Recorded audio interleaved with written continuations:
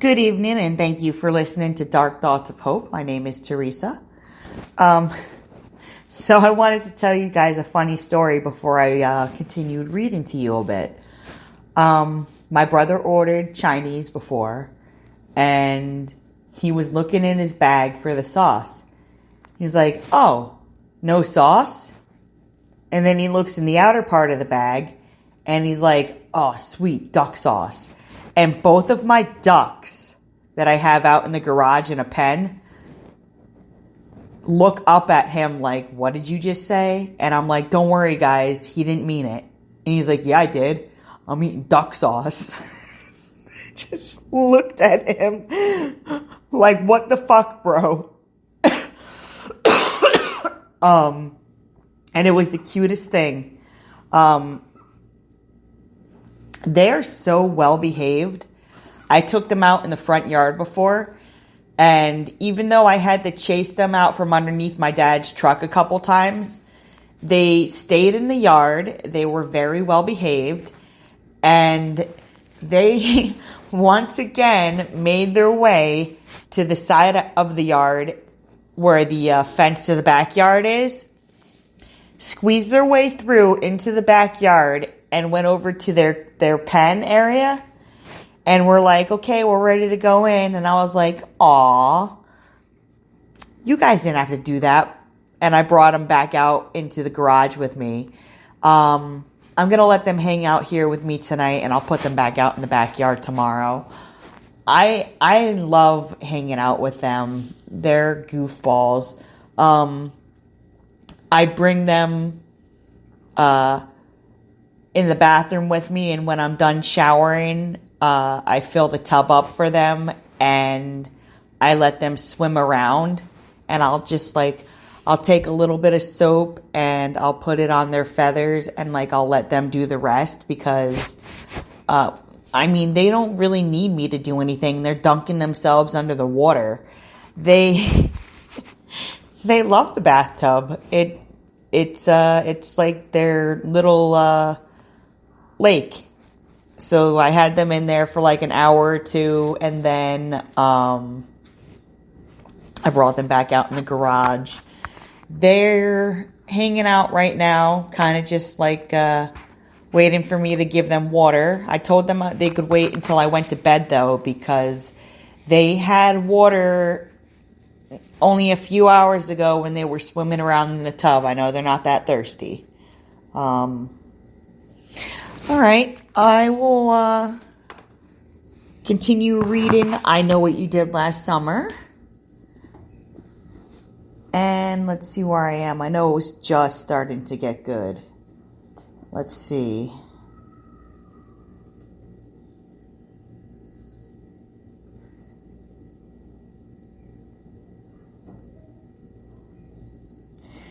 There was not enough light to see either of their faces.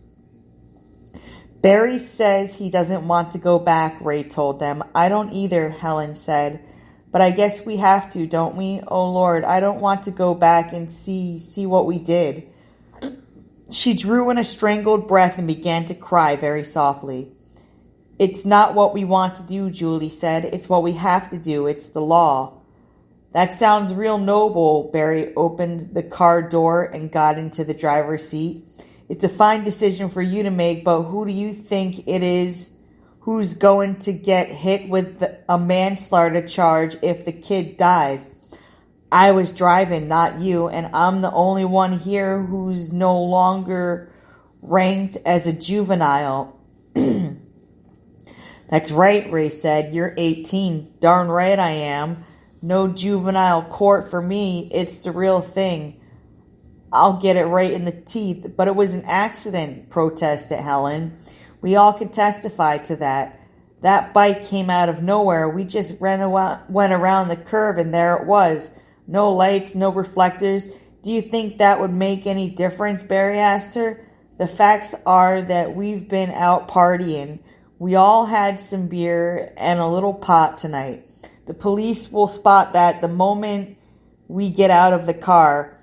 And it's a hit and run. Oh, sure, we were running to get help, but technically it's a hit and run. about the worst charge you can get against you. He might not be dead, Julie said. He's probably only injured. Still, it's a hit and run. Ray climbed into the back seat beside Julie. I'm responsible too, he said. It's my car. You would have been driving too if you hadn't won the toss, Barry turned to look at him. You're the bright guy who skipped a grade. You're still only 17. You want to turn yourself in? Go back and do it.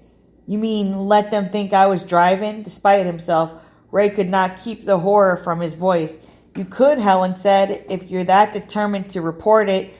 The worst that could happen is that you might get your license taken away for a few months. It is your car, and like Barry says, it was just pure luck that you weren't the one driving it. That's ridiculous, Julie spoke up sharply. He wasn't driving, and it would be idiotic for him to say he was. It would be on his record forever, and we can't know for sure that he wouldn't be punished. So it's all right for Barry to get a jail sentence, but heaven forbid that your Ray might get a splotch on his record. Helen's voice was shaky with emotion. What kind of friends are you to want to offer Barry up like some kind of human sacrifice? You don't have anything to lose. He does. She's got a point, Ray said quietly. It would all be on Barry. He isn't any more responsible, actually, than the rest of us, except that he just happened to be the one who was driving. Driving too fast, Julie said. You know he was. He always drives too fast. Have you ever objected before? Barry asked bitterly. If you were all that concerned about my driving, why didn't you say so? You were awfully anxious to get in the back seat tonight. Oh, Ray, we won. You knew I was a little high. It didn't bother you then. Let's take a vote, Helen said. Let's decide that way. There was a moment's pause. Then Barry said, okay, how about you two in the back? Do you agree to stick by a vote? It'll be 2-2, Julie said. Then we'll flip. You don't flip about things like this. How else are we going to decide it? We have to vote, Helen said. It's the only thing we can do. I vote we don't go back. We just go home and let the police and doctors and people take care of things. What good would our going back there do? We couldn't help. I vote with Helen, Barry said. Well, I don't, Julie said adamantly. I vote we go back now. Then you will go by the final vote, pressed Barry. By a vote, but not by a flip. If it's 2-2, I'm holding out for going back. She turned confidently to Ray. I vote. He looked at Barry. He could not see him well in the dark, but he could see the tense way he was sitting, the way his hands were clenched on the back of the seat. In the distance, there came the wail of a siren. He's my best friend, Julie, Ray said softly. She stared at him unbelievingly. You don't mean you're voting with them? Ray, you couldn't be. Like Barry says, what good would it do to go back now? The damage is done. He'll have all the help he needs, poor kid, before we could even get there. It would be so unfair letting Barry carry the ball for all of us. I don't believe it, Julie whispered. I just don't believe you're really saying this. There was a long silence. Then Barry said, that's it then. We've made a pact, and no one can break it. Now, let's get the hell out of here and back home. The next morning, it had been in the paper.